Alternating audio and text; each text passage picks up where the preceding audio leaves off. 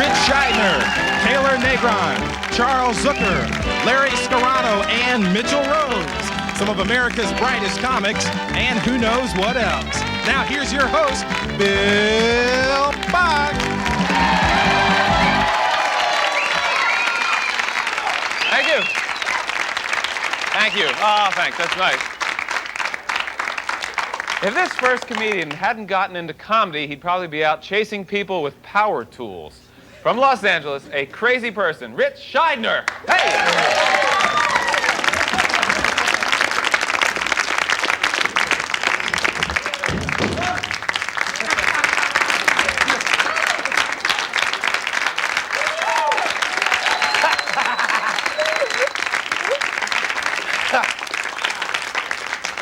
Nice crew. That's great. I like it. I'm trying to just keep my flip out factor to a minimum. Keep it down. I'm detoxing from everything. I'm detoxing from cable TV right now. Cable TV, it's a monster, isn't it? I mean, you sit there going, I should go to sleep. But there's still something on my television set. At $40 a month, this thing never goes off. When you find yourself watching a tractor pull at 5 o'clock in the morning, time to pull the plug on that life support system, all right? Because cable TV, it gives you an attention span of a gnat. You watch cable TV for a couple of years, try to read again. The Big Bear, I ain't got time for this. I got other things to do, I'm telling you. I'm also stopped drinking coffee. I stopped drinking caffeine, actually. I stopped about 8 months ago. I was doing like 10, 15 cups of coffee a day and getting some real good sleep. Is it time to get up yet? No, not yet. I'll just lay here and twitch for a couple of more hours. I can't wait for that. What is it, 147? Okay, toss, turn, 148. Toss, turn, 150. Oh, I slept for 2 minutes there. Must have dozed off for a minute. Oh, my. It is amazing. That clock radio snooze alarm. Where would we be as an American republic without that extra 5 minutes sleep? We all do basically the same thing. We set the clock radio an hour ahead of when we really want to get up, and then we just bang away on that drum, don't we? Oh, 5 more minutes sleep. Oh, another 5. Oh, I'm really resting now. Oh, this is the way to sleep, just like this. I'll set the thing 11 o'clock at night and I'll bang away till 7 in the morning. I'll get a workout for my arm. I'll get 2 of them. That way it won't be lopsided. I'll get some for my feet. Total body workout and sleep. It's amazing changes. I mean, I stopped drinking coffee or caffeine. Which one, Rich? I don't know. I'm so confused. I stopped doing caffeine, like a mainline. But I stopped with the caffeine. I can do things I can never do before, like wait in line. You ever watch someone worked up on coffee in a bank line? Let's go! You got more tellers back there, bring them out! Look at it, 30 people, $2, we're not moving! I got a dentist appointment in 3 hours! What are you doing this afternoon, pal? Nothing, and get behind me! Back up my spot, back up my spot! I would drink coffee and drive in traffic like Road Warrior.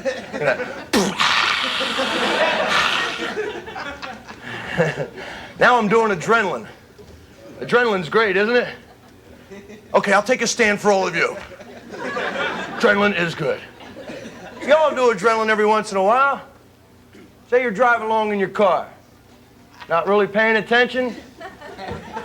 That car in your lane that was 1 mile up the road is now 3 feet in front of your bumper and is no longer moving. But you managed to break it down and avoid the accident. You give it that. All right. I like that a lot. We better stop right now. Okay. Thank you very much, folks.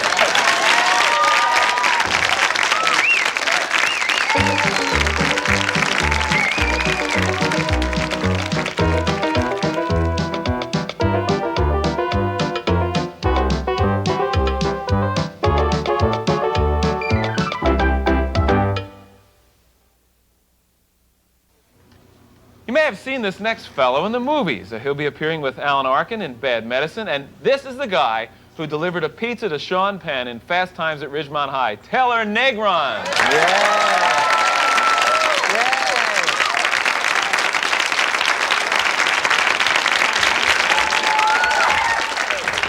Okay. Hi, how are you?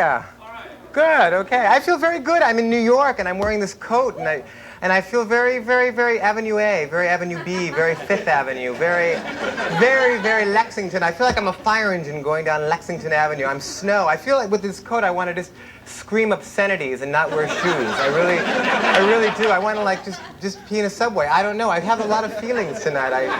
I really do. I really want to work for the New York Stock Exchange. I want to jump off the Chrysler building. I really do.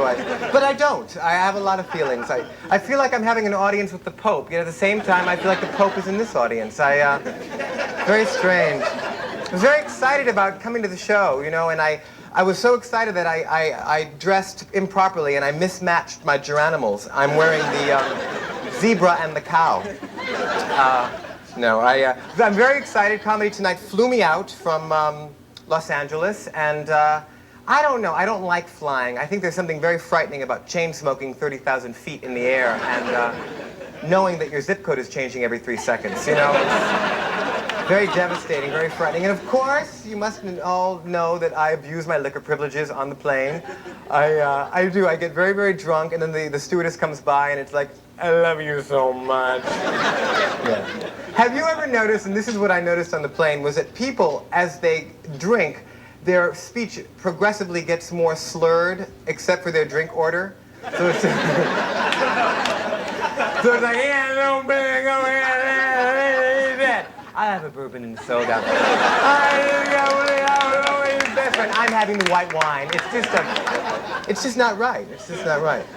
Anyway, I should tell you a little bit about myself. We have such a short time because I have to go out and scream obscenities in the street. I went to a very California high school. Instead of saying the Pledge of Allegiance, we would just lay on the floor and go through a past life experience. It's true, one day I came home from school and I said, hey, Dad, I'm William the Conqueror. And he said, go clean the garage.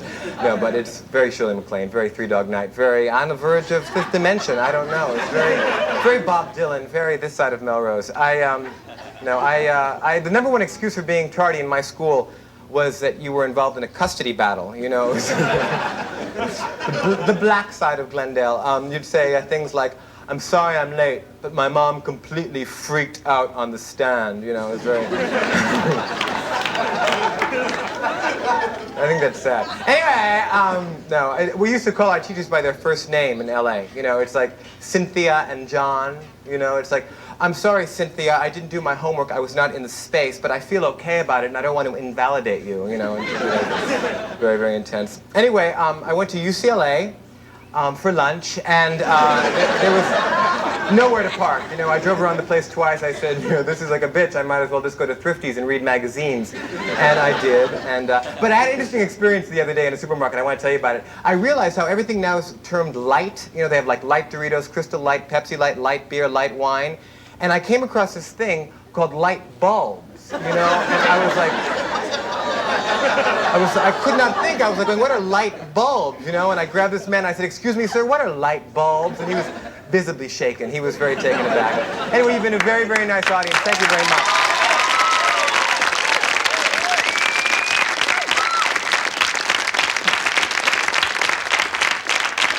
Thank you, Taylor. Light bulbs, huh? All right. Now, here's a man who took piano lessons for 20 years, and he still thinks the metronome is where the Minnesota Vikings play. This is Charles Zucker. Hit it.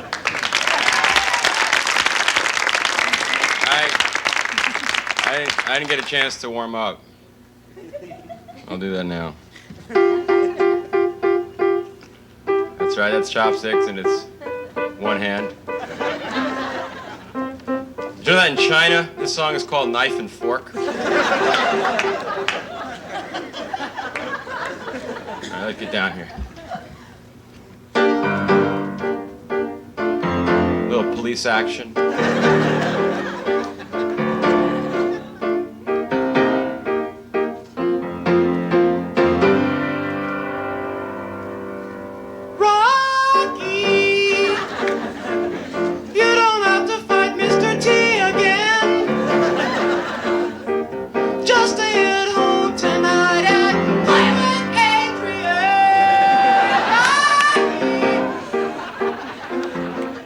Rocky IV on its way? Yeah. No more of this Rambo crap. Now, I'm supposed to make pretend this show came out after the movie's opened and we've all seen it, but none of us have because it hasn't been out yet. But, like, okay, I found out a couple pieces of information because I do live in Hollywood. I'm kind of like inside what goes on. In this movie, Sylvester Stallone will be playing a boxer, so you might want to pay attention to that. Also, Apollo Creed, remember Apollo? Apollo makes a comeback in the ring. He fights this big, evil Russian boxer, and the Russian boxer kills Apollo Creed in the ring. And I think we can pretty well write the rest of the movie from here, don't you think? When he has that big soul-searching scene with Adrian.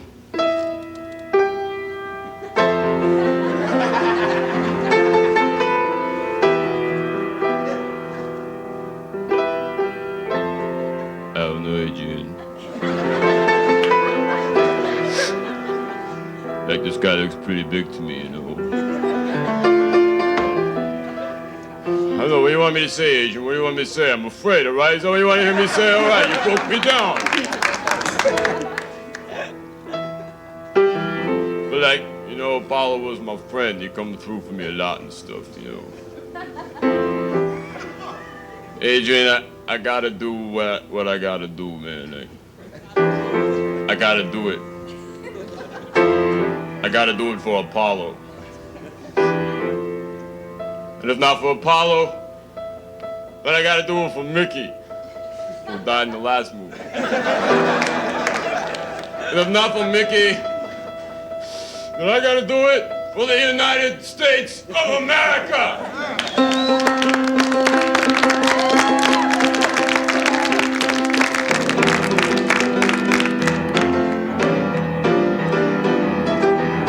Rocky's in training now. He's running through Philadelphia now.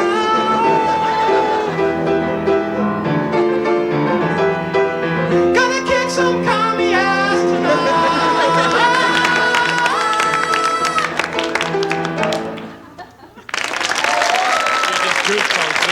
Thank you, that's my part of the show.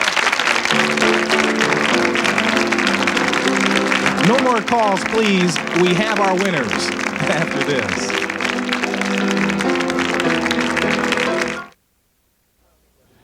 With us now is a comedian who worries about a country that has to put complicated instructions on a tea bag. He's a regular at the Comedy Store and the Improv in L.A., Larry Scarano. Thank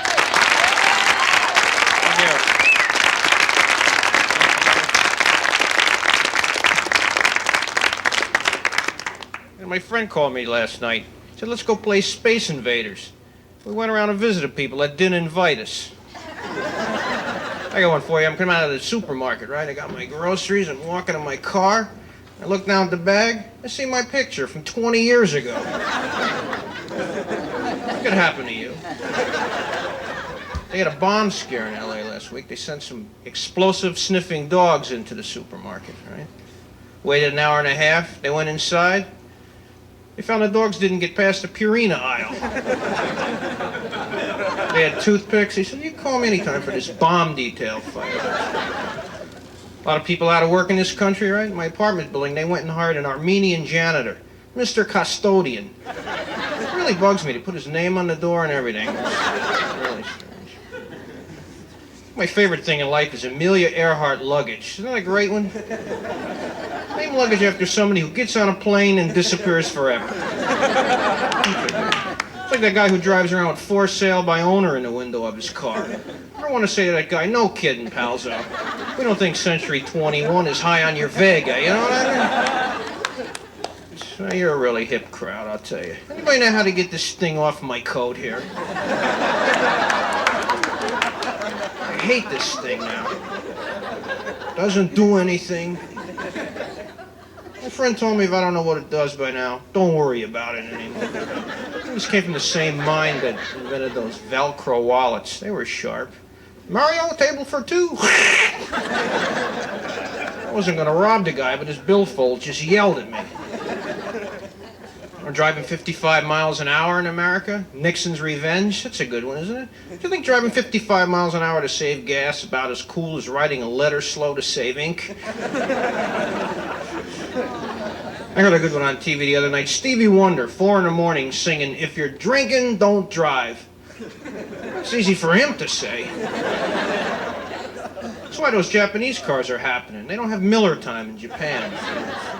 No more Miller time in Japan. Remember when the Japanese cars started to hit? Detroit and all their wisdom, they come out with a car named after a speeding ticket, the Chevy Citation. That was a good one. Any ex-hippies in the room? You ever know one of those guys who took every chemical in the world he thought would get him loaded? Same guy now, you hear his rap, he's worried about preservatives and his potato chips, this guy.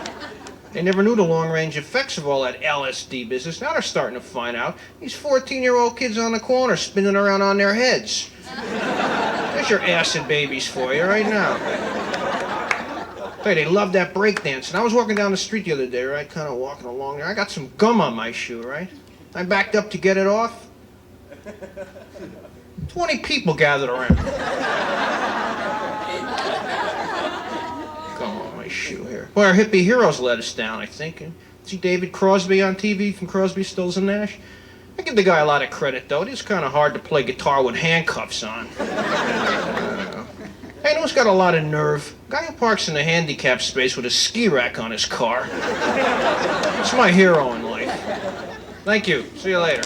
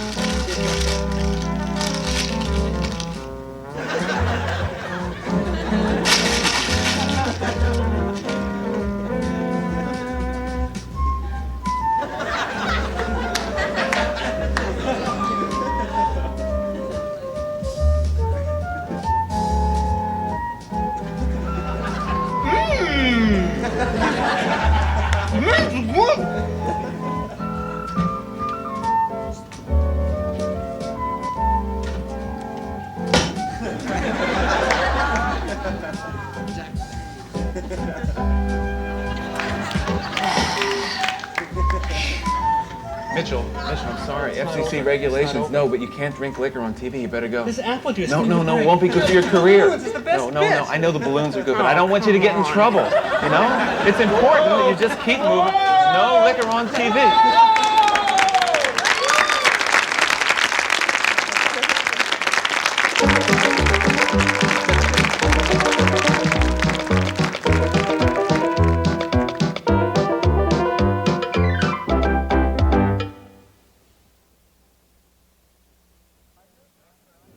Thanks to our guests, Rich Scheidner. Thank you. Taylor Negron, Charles Zucker, Larry Scarano, Mitchell Rose, and our announcer, Mark McEwen. Hey, Taylor, you just did a movie in Spain? Yeah. How is Spain? Spain is the worst place in the world. It was just absolutely... Any reason for that? Oh, I'm sure Cum-Chia would be right up there with it. No, it was miserable. They eat sardines at every meal. The people don't speak English, and it was terrible. How rude. I was there for a long time. It was very rude. I did a movie, a very, very exceptional film about. I was a Hare Krishna for 3 blocks, so it's about. Right on moving through that. Huh? What's the name of the movie? The movie is about a bear who wants to study the Torah, and it's called. The movie is called Yentl Ben, and.